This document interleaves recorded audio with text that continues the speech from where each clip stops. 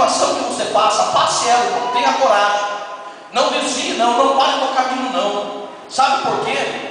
Porque Paulo diz que essa tribulação que é rápida, momentânea e leve, ela vai produzir, irmão, ela vai produzir um peso eterno de excelência e glória, de excelente glória. Sabe o que isso quer dizer? Que você está passando por tribulação, mas você está continuando a caminhar no caminho do Senhor. Você não está olhando nem para a direita e nem para a esquerda. Você está fixando seus olhos na cruz. Você está olhando para Jesus, autor e consumador da fé. Você não está embaraçando os seus passos, os seus pés com coisa alguma. Você está em direção ao alvo desejado.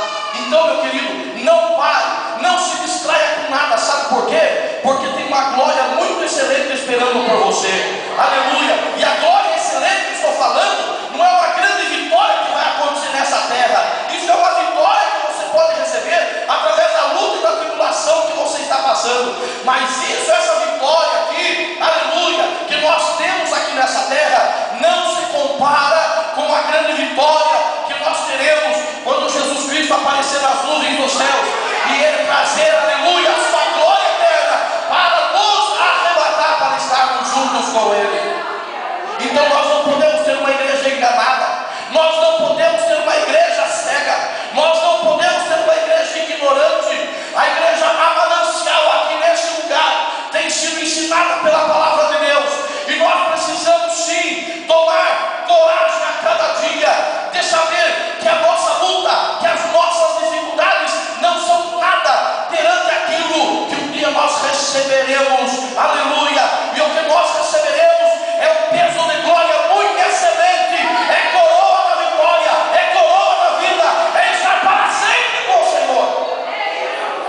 Então não compare bênçãos que você recebe aqui com a grande vitória que você vai receber no arrebatamento da igreja.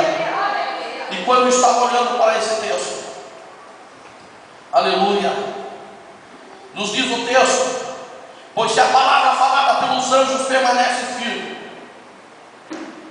e toda transgressão e desobediência recebeu justa retribuição. Aí ele diz assim, prestem atenção: como escaparemos nós, pois, se neglijarmos de tão grande salvação? Nós não podemos perder mais tempo, irmãos. Nós não podemos ter uma vida fútil, uma vida vazia, uma vida sem comprometimento nas coisas de Deus. E quando eu estava lendo esse texto, quando eu estava pensando nessa palavra, eu comecei a analisar pelo menos 3 problemas que nós estamos vivendo hoje, num contexto cristão, num contexto evangélico. Quando eu comecei a ler a palavra de Deus, Deus me levou em algumas coisas importantes, de pelo menos esses 3 problemas que está tomando, afetando a igreja que nós estamos vendo hoje. E o primeiro problema eu quero citar para vocês aqui, para que nós possamos ficar alerta sobre esse problema. Deus está nos falando nessa noite, e Ele nos está trazendo um remédio para que nós possamos estar preventivo, para que nós possamos estar com saúde na palavra dele. E quando eu estava lendo essa palavra, eu observei que hoje a igreja no geral, ela está, os crentes, muitos deles, estão vivendo um momento de indiferença.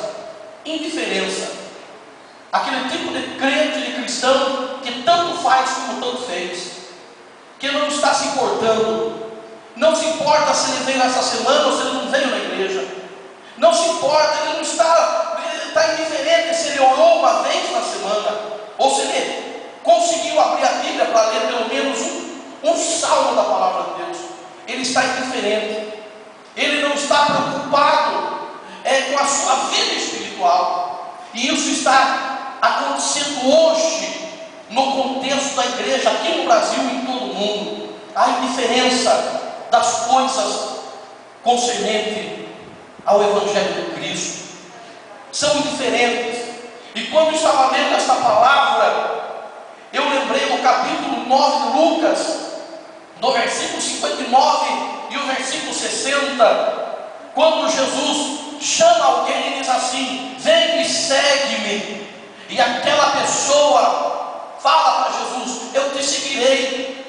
primeiro deixa eu enterrar o meu pai. Ele colocou algo primeiro, antes das coisas essenciais do Evangelho do Senhor. Ele procurou fazer outra coisa. Pastor, tem pecado de alguém enterrar o seu pai? Não. Jesus disse para aquele homem: deixa os mortos enterrar os seus mortos e vem e segue-me. E ele preferiu ir enterrar o seu pai. Sabe o que acontece com as pessoas indiferentes? Eles sempre têm alguma coisa antes do Evangelho. Eles sempre têm alguma coisa melhor antes da oração. Eles têm alguma coisa para ver antes de ler a Bíblia. Se convida ele para uma festinha, qualquer festinha, e tem a Santa Ceia, ele vai naquela festinha para comer aquela coxinha indigesta e para comer aquele quipinho indigesto, mas ele não vem participar da Santa Ceia do Senhor, porque ele é indiferente às coisas de Deus. Isso está minando, isso está dentro da igreja. Isso já existia nos dias de Jesus. Aquele homem precisava entender que existia um propósito, que existia uma prioridade.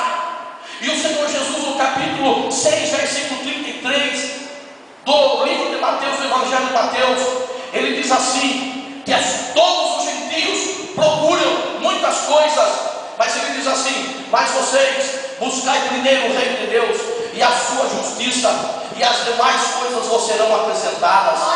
Sabe qual faz, aleluia, a pessoa indiferente na igreja?